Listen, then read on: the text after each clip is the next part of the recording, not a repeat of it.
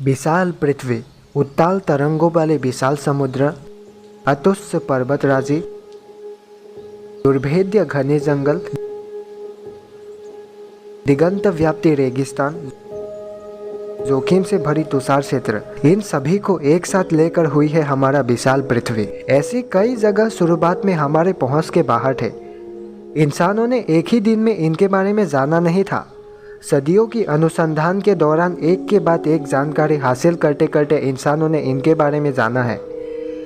इन जानकारियों को हासिल करने के लिए ऐसी इनएसेसिबल जगहों तक इंसानों ने पैदल हो या जहाज़ों से ट्रैवल करके अलग अलग वक्त की जो कहानी लिख करके गए हैं वो बहुत ही रोमांचक है। फिर भी इस सफ़र के दौरान कितनों ने अपनी जान की जोखिम उठा करके इन जगहों के बारे में जानकारी जुटाकर दुनिया के सामने पेश किया था, और आज इन्हीं के वजह से दुनिया की कई रहस्य हमारे आंखों के सामने आए हैं।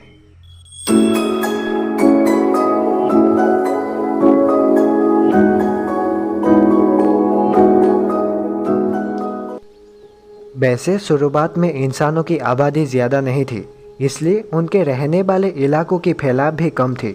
लेकिन वक्त बदलता गया, आबादी भी बढ़ती गई और खाने की चीज़ों की कमी होने लगी। इसलिए अपनी ज़रूरतों को पूरा करने के लिए इंसानों ने कई बार अपने रहने की जगह बदली। इस दौरान नए नए जगहों पर जाने से दुनिया की कई जगहों से लोगों का पहचान हुआ।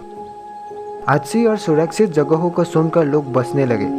इंग्लैंड के बीट नाम की एक इतिहासकारी ने कुछ निडर लोगों के बारे में बताया था, जिन्होंने अपने असीम साहस की बलबूते पर दुनिया की कई जगहों तक ट्रैवल करके नए नए जानकारी जुटा करके लाए थे।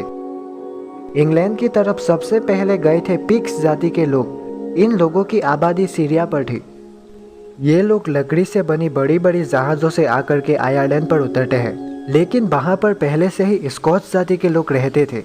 वो लोग बिल्कुल नहीं चाहते थे कि ये नए लोग आयरलैंड पर रहे, लेकिन बाद में पता चला कि वो जो नए जाति के लोग थे उन लोगों ने गलती से आयरलैंड को ही इंग्लैंड समझ लिया था। वैसे नई जगह की खोज में निकलने के दौरान ऐसी गलतफहमी कई यात्रियों के साथ हुआ था।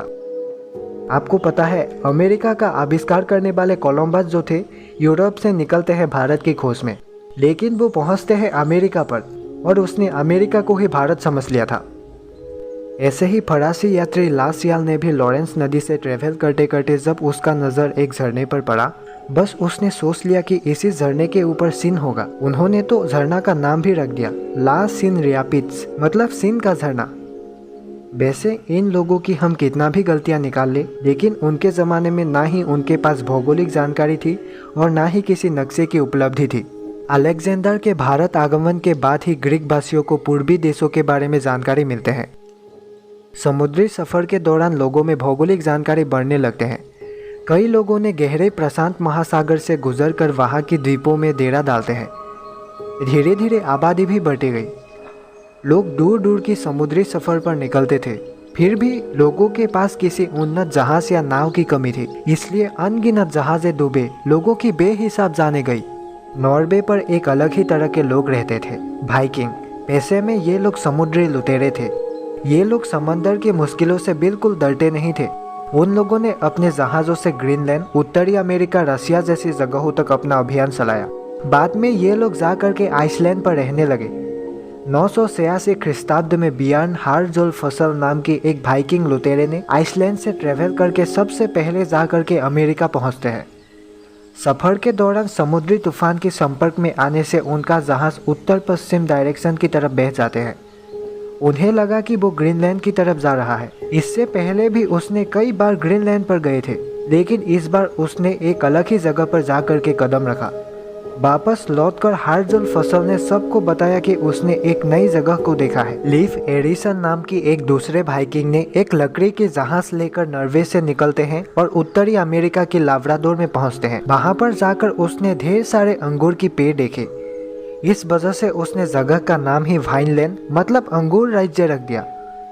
600 साल बाद थॉरफिन कार्लसेफन नाम के एक तीसरे वाइकिंग ने 107 आदमी और औरत के साथ गाय बकरियों को लेकर सफ़र शुरू करते हैं और पहुंचते हैं मेक्सिको पर। लेकिन पहले से ही वहां पर जो लोग बसे थे उनके साथ ये नए लोग ज़्यादा दिनों तक नहीं टिक सके। लगभग 3 सालों तक जैसे तैसे करके वहां पर रहने के बाद वो लोग आइसलैंड चले जाते हैं। आपको पता है यहाँ पर मज़ेदार बात क्या है? ये जितने भी लोग गलती से ही सही अमेरिका तक पहुंचे थे, इससे 500 साल बाद ही कोलंबस के जरिए अमेरिका का खोज हुआ था। मतलब कोलंबस के अमेरिका तक पहुंचने से 500 साल पहले ही वाइकिंग जाति के लोग उत्तर या दक्षिणी अमेरिका में पहुंच चुके थे। ऑटो और उन लोगों ने वहां की जगहों का नाम भी रखा था।